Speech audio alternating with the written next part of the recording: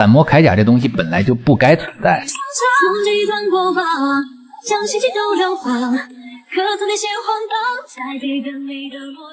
因为它解决的不是战力问题，而是修真界最残酷的一条硬规则：修魔必须先把自己变成魔。而从它出现的那一刻起，这条规则就第一次被人绕开了。很多人看散魔铠甲只觉得这是件顶级魔装，但你要是真拆它的作用，会发现一件很可怕的事：它不负责变强，它负责替你承受代价。修魔最难的是什么？不是法术，而是魔念反噬。你得心够狠，意够绝，才能撑得住那种持续侵蚀。散魔铠甲干了一件极其犯规的事，把魔念从修士身上外包了出去。这也就是为什么化魔指这种法门本该卡死一大批人，不是招不行，而是练得出来的人先废一半。可当散魔铠甲套在亡灵身上时，化魔指的前置条件被直接删除了一项，入魔之心不再是必需品。魔念由铠甲承担，反噬由铠甲消化，修士本人只负责出手。从这一刻开始，化魔指不再是一条你配不配的路，而变成了一条你敢不敢用的工具。火妖郡主一战其实不是爽点，而是一次最危险的测试。问鼎修士碰一下就死，亡灵却选择在这种场合第一次完全展开散魔铠甲，目的只有一个。这套代价外包的体系在真实杀招下会不会崩？结果很干脆，化魔指定身成功，古妖补刀完成。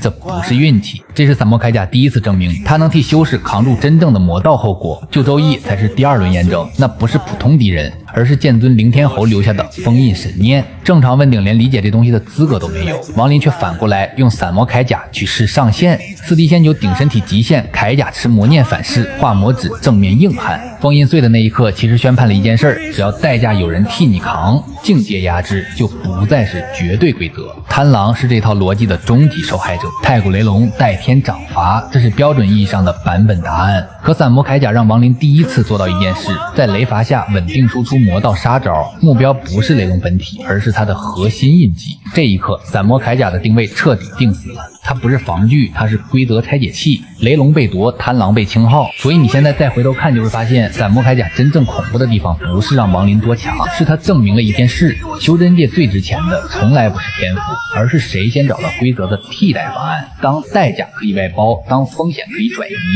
所谓你不配走这条路，就只剩下一句话：你还没想到办法而已。